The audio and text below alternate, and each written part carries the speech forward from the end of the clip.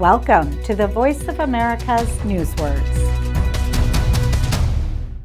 A church in the American state of Maryland answers calls to help people in need, like Rosa Lopez. Sanctuary.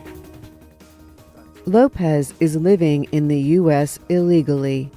Immigration officials want to send her back to El Salvador. She does not want to leave her American-born children. Cedar Lane Church accepted Lopez's request for sanctuary. She now lives there. In this example, sanctuary is the protection provided by a safe place. Sanctuary churches and cities in the U.S. will not share information with immigration officials about people living in the country illegally.